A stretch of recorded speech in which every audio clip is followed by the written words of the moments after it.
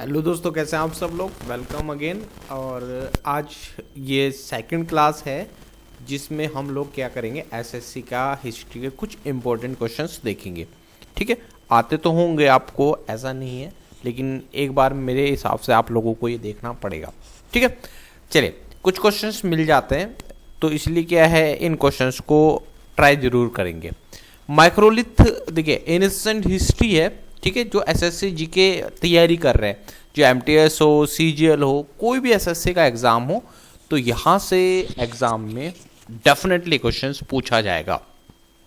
चलिए, जैसे कि पहला क्वेश्चन है, माइक्रोलिथ का इस्तेमाल शुरुआती इंसानों द्वारा किया जाता था, यह क्या है। हमारे पास जैसे चार ऑप्शन है, देखो आंसर दिख रहा है, पत्थर के औजार हैं। पहले मैं समझा देता हूँ।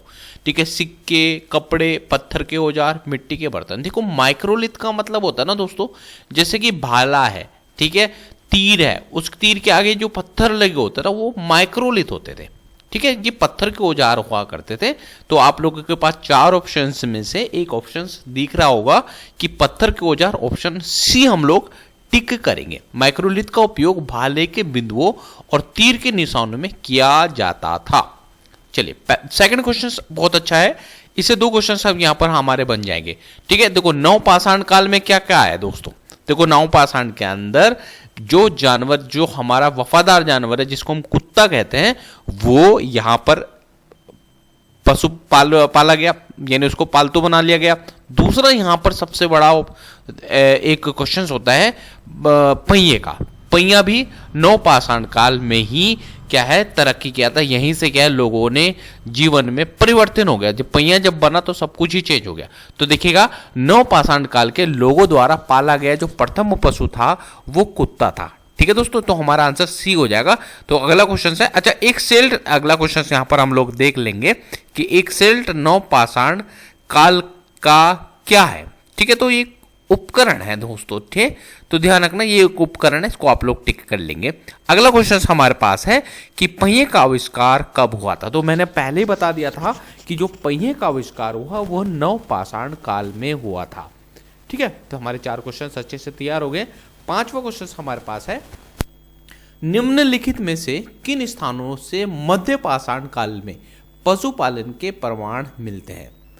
ठीक है, तो आप लोगों को ये चीज़ जान करके खुशी होगी दोस्तों। ठीक है, सबसे ज़्यादा जो प्रमाण हुआ है, तो मुझे आप कमेंट सेक्शन में बताएंगे कि सबसे ज़्यादा क्या प्रमाण कहाँ मिले थे। ठीक है, तो ये ध्यान रखना, तो बागोर एक जगह है, बागोर में ये सबसे ज़्यादा इसके प्रमाण मिले हैं। ठीक है जी, चलिए क्वेश्चन हमारे पास है, क्वेश्चन नंबर 6, निम्नलिखित में से कौन भारत में पुरातात्विक महत्व का एक पूरा स्थल, पूरा पाषाण स्थल है। तो दोस्तों ध्यान रखना, तो ये हमारा हुनसांगी, तो हुनसांगी है, तो ध्यान रखना कि ये पूरा पाषाण स्थल है। ठीक है, हुनसांगी। और हुनसांगी कहाँ पर है, पूछेगा, कर्नाटका में हुनसांगी है। ठीक है जी, चलिए क्वेश्चन हमारे पास है, होमो इरेक्टस की खोपड़ी निम्नलिखित में किस प्रागैतिहासिक भारतीय स्थल में पाई गई है। तो हथनौरा जब मैं पढ़ा रहा था आप लोगों को, तो हथनौरा में हाथ मतलब हथौड़ा मारा सिर पे, तो हथनौरा कहलाया। ठीक है, तो होमो इरेक्टस की खोपड़ी प्रागैतिहासिक काल में, देखो प्रागैतिक काल 3 खंड में बांटे गए, 1 2, या देखो एक ऐतिहासिक काल, ठीक है, एक प्रागैतिहासिक काल। ठीक है, आपको 3 ऑप्शन है, एक यहाँ पर है, दूसरा यहाँ पर है, तीसरा दोस्तों हमारा यहाँ पर है। तो प्रागैतिहासिक काल, तो आग ऐतिहासिक काल नहीं, प्रागैतिहासिक काल में जो हथनौरा है यही इसका आंसर है।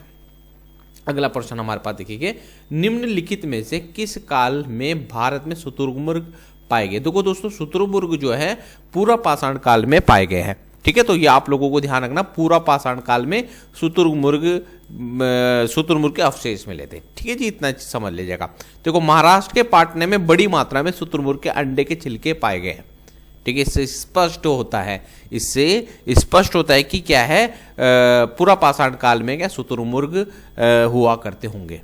ठीक है, तो चलिए हमारे पास क्वेश्चन 9 है, निम्नलिखित में से किसे भारत की सभ्यता के इतिहास में नया पाषाण युग के रूप में जाना जाता है। दोस्तों नव पाषाण काल आप लोगों को ध्यान रखना, नियोलिथिक पीरियड। ठीक है, तो नव पाषाण काल को ही क्या है, पाषाण युग में, सभ्यता में पाषाण युग के रूप में जाना जाता है। चलिए आगे बढ़ते हैं। तो ब्रजहोम नव पाषाण स्थल किस राज्य में है? तो दोस्तों जम्मू एंड कश्मीर। दोस्तों यहाँ पर गड्ढे हुआ करते थे, यहाँ लोगों को गड्ढों में गाड़ा करते थे, ठीक है, तो ध्यान रखना, ठीक है, कहाँ पर? जम्मू एंड कश्मीर में। चलिए क्वेश्चन हमारे पास अगला है नोट, ये यूनेस्को की विश्व धरोहर भी है। ब्रिजहोम में 1800 मीटर की ऊंचाई पर है, ब्रिजहोम में 1800 मीटर की ऊंचाई पर है। अब अगला क्वेश्चन हमारे पास है, मध्य पाषाण युग की अवधि लगभग कब से कब तक मानी गई है? ठीक है दोस्तों, देखना ये हमारे रहेगी 12,000 ईसा पूर्व से 10,000 ईसा पूर्व तक, ठीक है, ये हमारा इसका आंसर हो जाएगा। चलिए अगला क्वेश्चन हमारे पास है, महापाषाणों को खड़ा करने की प्रथम लगभग कितने वर्ष पहले हुई थी? दोस्तों लगभग ईसा मसीह से 3000 ईसा पूर्व, ठीक है। चलिए आगे बढ़ते हैं, क्वेश्चन हमारे पास 13 है, निम्नलिखित में से किस युग में कैटल युग सबसे प्रसिद्ध पुरास्थल में से एक था? ठीक है, कैटल युग, तो दोस्तों नवपाषाण काल में, ठीक है, नवपाषाण काल में, ठीक है, ध्यान रखना, ओके। चलिए कैटल युग देख ले, दक्षिण मध्य तुर्की में कोनिया शहर के पास स्थित एक महत्वपूर्ण नवपाषाण स्थल है, ठीक है, तो ये कैटल युग नवपाषाण काल में पाया गया था, ठीक है। चलिए क्वेश्चन हमारे पास है 14 यानी 14 है, ठीक है, निम्नलिखित में किसको चालकोलिथिक युग भी कहा जाता है? तो ताम्रपाषाण युग को चालकोलिथिक युग भी कहते हैं। अब भीमबेटका की गुफा है, अब ये भी यहाँ पर क्वेश्चन पूछा था, भीमबेटका की खोज कब की गई थी? 1957 टू 1958 में, ठीक है। चलिए क्वेश्चन हमारे पास अगला है 16, किस प्रकार के महापाषाण संरचना में कब्र के चारों ओर पत्थर के टुकड़ों को गोलाकार आकृति में स्थापित किया जाता है? तो दोस्तों संगोरा वृत्त, ठीक है, संगोरा वृत्त, इसको आप लोगों ने ध्यान से समझना। अच्छा दोस्तों इसको थोड़ा सा समझ लेते हैं। संगोरा वृत्त प्रागैतिहासिक पत्थर की पंक्ति जो समानांतर मोगालिथिक खड़े पत्थरों की एक रेखिक व्यवस्था है।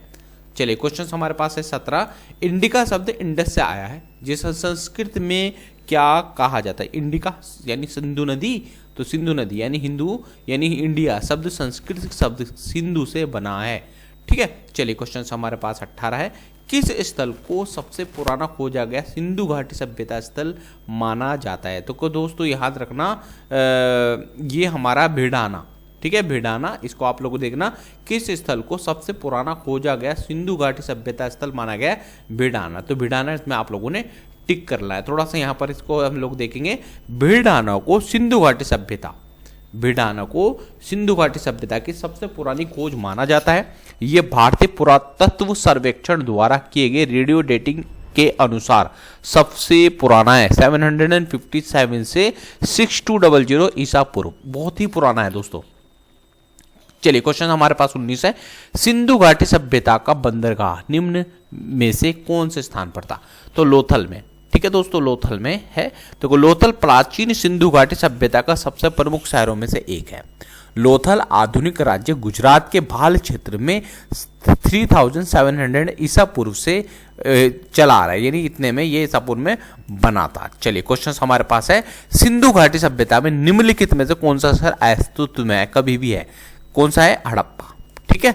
चलिए क्वेश्चन हमारे पास नेक्स्ट है, प्राचीन सिंधु घाटी सभ्यता का एक प्रमुख शहर लोथल निम्नलिखित में से किस राज्य में स्थित है?